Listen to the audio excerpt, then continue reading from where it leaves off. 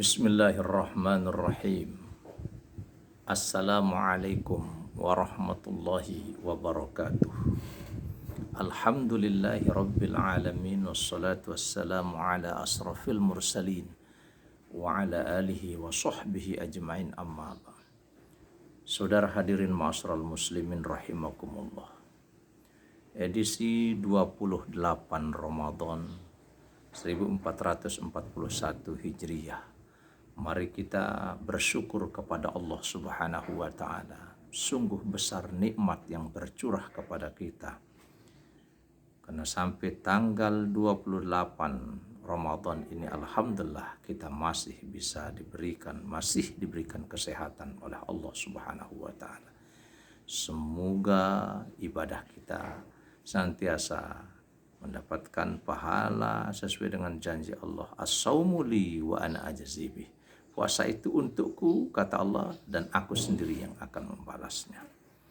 Salawat dan salam kita haturkan kehadiran junjungan alam Nabi Allah, Nabi besar Muhammad sallallahu alaihi wasallam. Allahumma salli ala sayyidina Muhammad wa ala alihi wa sahbihi ajmain. Hadirin ma'asyiral muslimin. Pada kesempatan yang singkat ini, ada 3 orang yang puasanya ditolak oleh Allah Subhanahu wa Ta'ala. Ceritanya begini. Suatu hari baginda Rasul setelah melaksanakan sholat Id, beliau tiba-tiba mengucapkan amin 3 kali. Amin, amin, amin.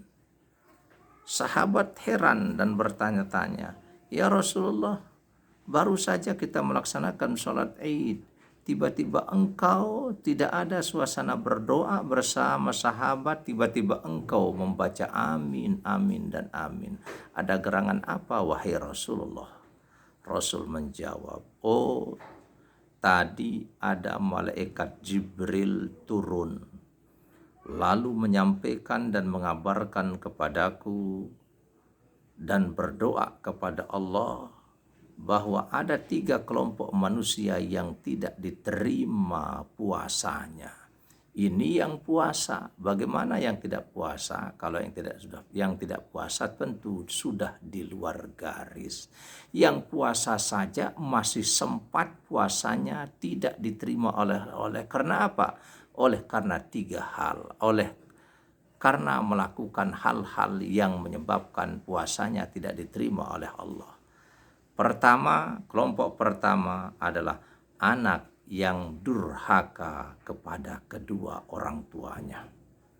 Malaikat Jibril berdoa, "Ya Allah, jangan engkau terima puasanya anak yang durhaka kepada ibu bapaknya. Amin," kata baginda Rasul. Kenapa hadirin? Sampai seorang anak tidak diterima puasanya oleh Allah Subhanahu wa Ta'ala.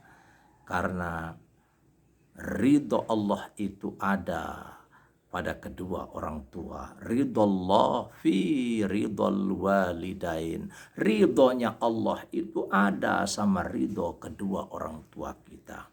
Wasuhtullah, murkanya Allah, marahnya Allah fi suhtil walidain, tergantung daripada kemarahan kedua orang tua kita. Maka mari akhir Ramadan ini berbaiklah, berbuat baiklah, bersyukurlah kepada Allah bahwa kita masih mempunyai kedua orang tua kita. Adapun bagi kita yang sudah meninggal dunia orang tuanya, perbanyak mendoakan, perbanyak sedekahkan, perbanyak bikin sedekah jariah, niatkan untuk kedua orang tuanya.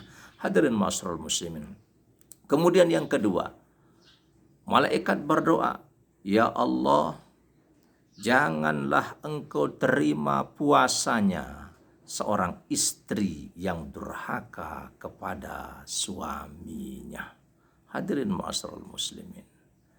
Istri berpuasa, baca Quran, bangun tengah malam sholat tahajud, tapi berani dengan suaminya, membantah kepada suaminya, melawan sama suaminya, apalagi dia berselingkuh di belakang suaminya, maka Allah Subhanahu wa Ta'ala dalam hadis Nabi dikatakan, la yanzurullah Allah tidak akan melihat, mendengar, mengijabah ilam ro'atin kepada seorang istri la tashkuru li zaujiha, yang tidak menerima suaminya, yang tidak bersyukur kepada suaminya. Wahia la tastaghni anhu, yaitu perempuan yang tidak merasa cukup atau tidak menerima padahal dia butuh kepada suaminya. Hadis riwayat Nasai. Oleh dan sebab itu, hadirin ma'asyiral muslimin, suami kepala rumah tangga, maka istri harus mencari ridho suaminya kalaulah ingin dibukakan pintu surga dan diterima pahala puasanya. Yang terakhir, siapa? Malaikat berdoa yang tidak diterima puasanya adalah yang ketiga, yaitu malaikat berdoa pada saat itu, ya Allah, jangan engkau terima puasanya seorang muslim yang memutuskan tali persaudaraannya atau tidak memaafkan saudaranya.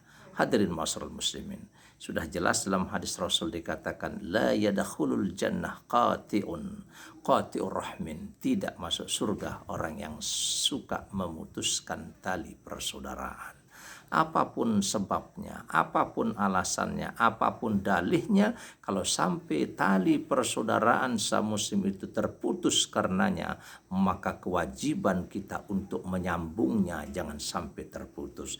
Manakala silaturahmi terputus, maka yang paling bagus adalah yang meminta maaf lebih utama, dan lebih utama lagi memberikan maaf kepada saudara kita yang salah melakukan, yang minta maaf kepada kita. Kenapa? Karena kalau kita tidak mau memaafkan orang, maka akan mendapat tiga yang kita dapatkan. Mendapatkan laknat Allah. Yang kedua, maka seolah-olah kita memakan bara api. Yang ketiga, sebab tidak dikabulnya doa kita. Artinya apapun yang kita lakukan kalau memutuskan tali persaudaraan, maka bisa menyebabkan puasa kita tidak dikabul, diterima oleh Allah Subhanahu wa ta'ala. Na'udzubillahi min dzalik. Mudah-mudahan menjadi inspirasi kepada kita. Masih ada 2 hari Ramadan lagi untuk kita berbuat baik, berbakti kepada kedua orang tua kita. Bagi istri taat dan patuh, mencari keridhaan dari mencari restu daripada suaminya. Yang kemudian yang ketiga adalah yaitu seorang keluarga muslim dengan tetangga, mari kita mengadakan hubungan yang terbaik, silaturahmi. Kalau meminta maaf, cepat memberikan maaf, maka insya Allah pintu surga terbuka lebar, puasa kita akan diterima, diangkat oleh Allah Subhanahu wa ta'ala. Terima kasih. Wallahu musta'an. Wassalamualaikum warahmatullahi wabarakatuh.